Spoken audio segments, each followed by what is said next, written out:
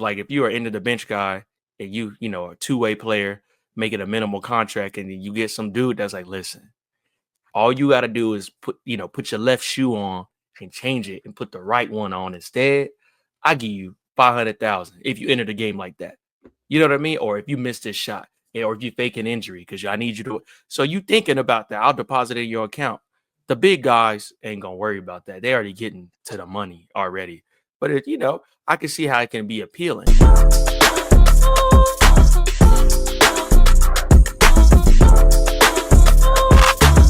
Definitely. And I think just the way the game is covered throughout the year, they get burnt out on it like we do. It's not about the game anymore. It's about everything else that don't have to do with basketball.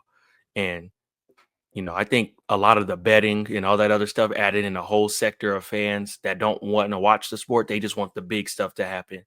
So if you could watch, and they promote it so much, it's like if you could watch the game and make money, but not watch it because you love it, then that draws people away. Every other ad is sponsored by a gambling site, and it just hits you across the head. And it's like, okay, like I get it, like for that audience, but now you're bringing in a whole cluster of people who don't even like the sport fully. They just want to get a quick dime off of it.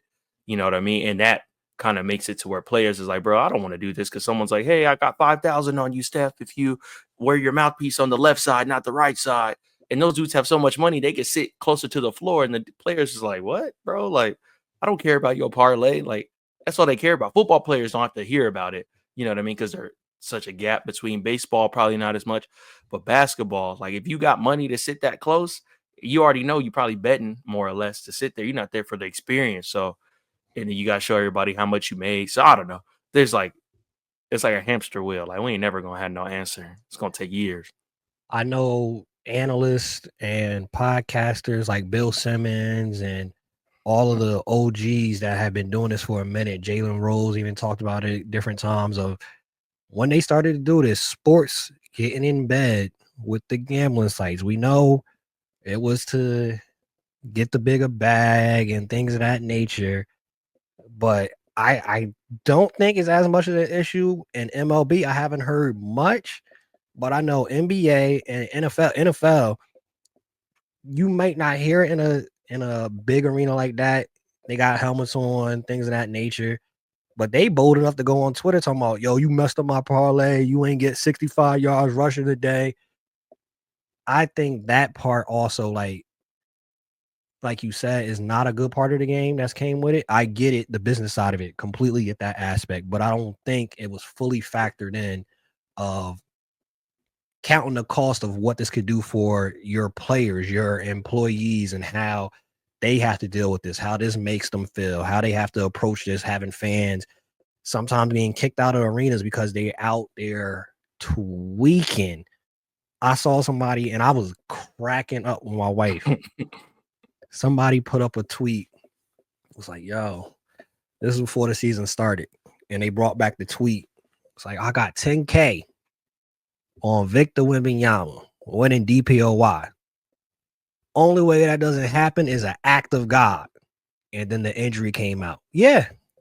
Mm-hmm. All right, man. Yeah, that's what. Now you 10K in the hole, my boy. Maybe that's light to you. Right. But still, that's again the integrity of it is gone, and then you can't like say, oh, hey, we need everybody in the NBA to go on a diet, but we're sponsored by a candy company, and then the players are soon going to fall victim. Exactly, it's like they're going to fall victim to that stuff, because again, if you're an end of the bench guy, look at Jonte. Is that his name, Jonte? Yep, yeah, Jonte Porter. Porter, yeah. So if you are into the bench guy and you a two-way player making a minimal contract, and then you get some dude that's like, listen, all you got to do is put your left shoe on and change it and put the right one on instead. I give you 500,000 if you enter the game like that. You know what I mean? Or if you miss this shot, or if you fake an injury because I need you to. So you thinking about that? I'll deposit it in your account. The big guys ain't gonna worry about that. They already getting to the money already.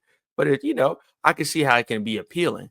But then everything on the league is like, here, bet this. And they even cut on TNT. All right, Chuck, what's your bets for the game? And he a bad gambler, and he yelled guarantee, and I'm like, what are y'all doing? Like this what happened to the game I love, man. That was never a thing. But even now, again, the business side of it, TNT had to get involved. All right, we're gonna have a part in the show where we like, all right, Chuck, what's your picks for the night? I got Lonzo Ball over 17 and a half assists. And hopefully nobody listening to Chuck. Hopefully nobody's Listen, putting in parlays man, based on what Chuck is saying. But I've noticed that too, because I remember that was never a thing, but now it's on everywhere. everything. They got it in segments of First Take. They got it in segments and Yep. all things for it's literally ESPN Bet with Stephen A. Smith. Hey, or they even have alternate broadcasts that just for that. have like what are we doing?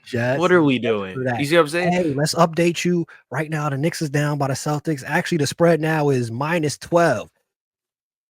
Like, dang, bro. And That then again, then you get the people who got the chili and the money to do that, and they hey, go some of out them don't. there. Some of And them some of don't them don't. It's over just there. and then they read the disclaimer. If you know somebody that's gambling, all right, bro. Like whatever. But yeah, it's tricky. I think that's one of the major issues. I'm sure as we move on, hopefully they can see. But as you know, all money ain't good money. So it seemed like they took the short end of the stick and made a deal that they probably didn't think too broadly of, and that now they're kind of suffering the consequences for it.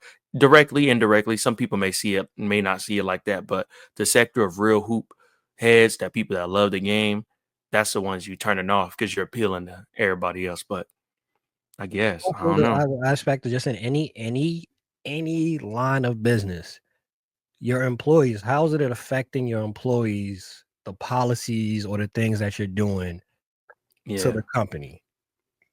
Too many players, like I said, NBA, NFL, getting death threats and things of that nature. Like NFL jokers was robbing Pat Mahomes and Travis Kelce house because they wasn't hitting their parlays.